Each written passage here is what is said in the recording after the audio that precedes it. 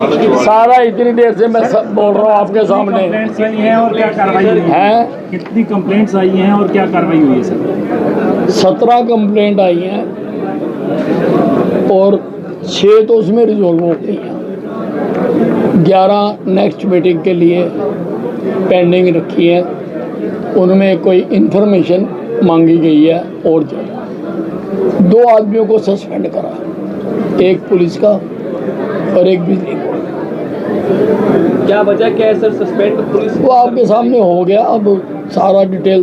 Sir ऐसा क्यों हुआ है कि अनिल विज जी सरकारी अधिकारियों से संतुष्ट क्यों नहीं हो पाते?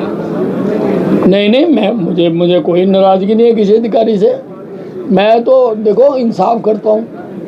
अब जिसने गलत काम करा है उसके खिलाफ कार्रवाई तो होगी। अब और भी केस हैं, लेकिन अभी उसकी हमने कमेटी बनाई है। जैसे 31 पेड़ काटने का आरोप लगाया गया, लेकिन ये इनकार कर रहे हैं, तो कमेटी बनाई है, जाके देखेगी कि अगर 31 पेड़ बिना परमिशन के काटे गए हैं तो पेड़ काटने की सज़ा तो लाइफ इम्प्रिजनमेंट है। तो केस तो दर्ज करूँगा, छोड़ूंगा तो नहीं।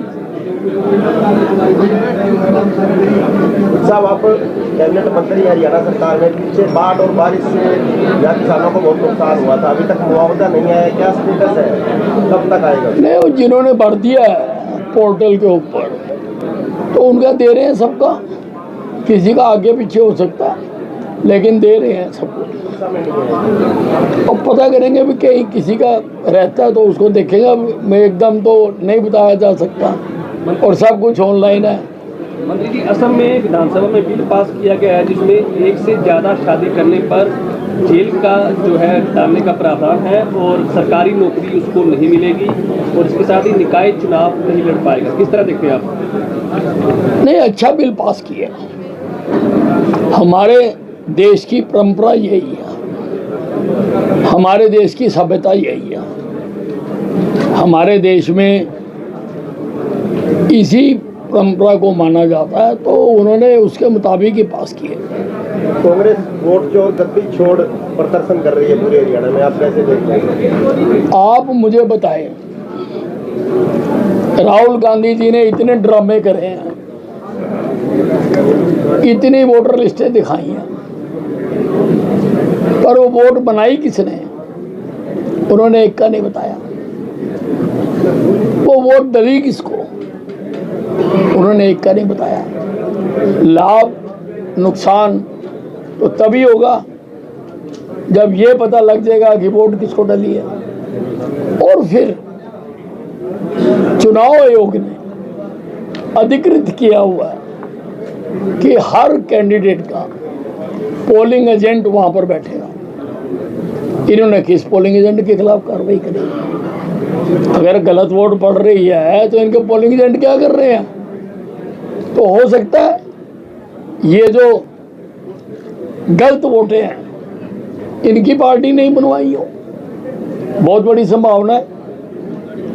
और अंबाला में मुलाना हल्का है, वहाँ पर एक गांव में एक औरत की 232 वोटें बनी हुई हैं। वहाँ से एमपी भी कांग्रेस का जीता है और एमएलए भी कांग्रेस का जीता है। तो इसलिए ये सिर्फ झूठ की बुनियाद के ऊपर अपनी नाकामयाबियों को छुपाना चाहते हैं। जनता इनको रिजेक्ट कर चुकी है। अभी बिहार के चुनाव में भी आपने देख लिया, राहुल गांधी जी ने उल्टा सीधा होके जितना जोर लगा सकते थे लगाया, लेकिन जनता ने इनको रिजेक्ट कर दिया।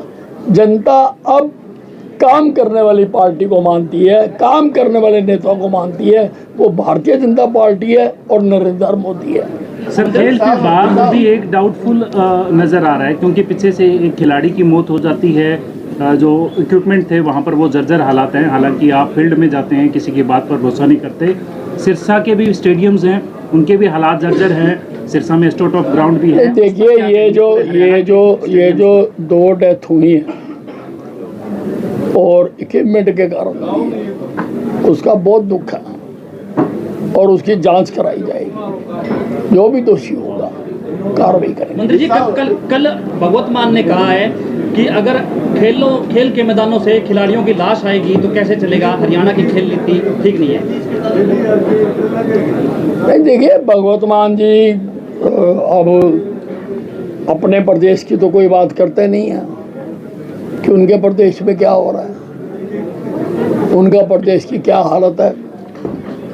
वो जो पंजाब एक समय में देश का सबसे उन्नत राज्य जाना जाता था, आज वो सबसे ज़्यादा कर्जे के बोझ में दबा हुआ है।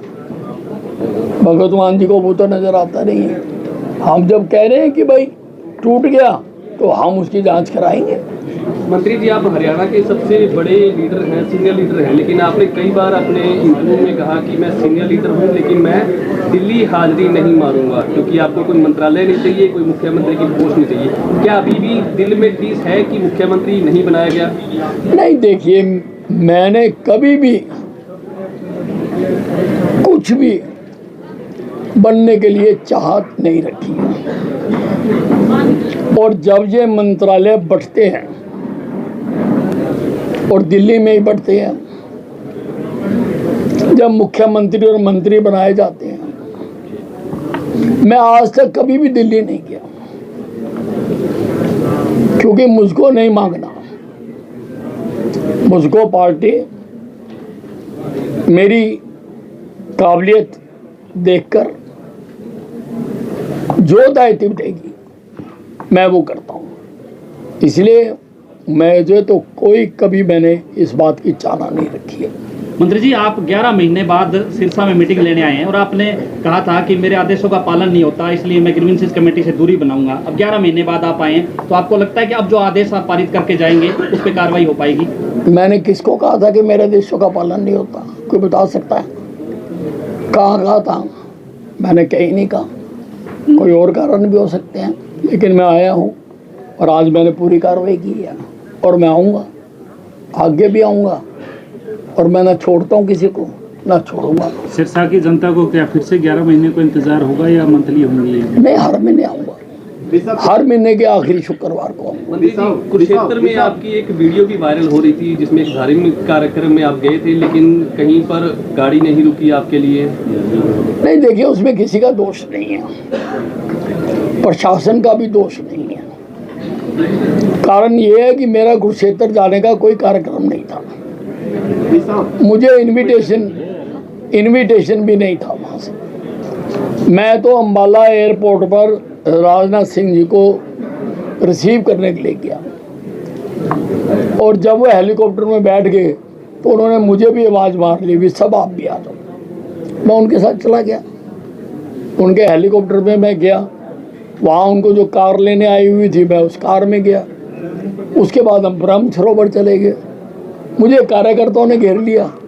इतनी देर में जो मेरी कुर्सी थी उसके ऊपर कोई और जाके बैठ गया। बस इतनी सी बात है। बड़ा दिल दिखाया नीलवीर साहब ने। नहीं, किसी का कोई दोष ही नहीं है, किसी का दोष नहीं है। ठीक है, थैंक यू।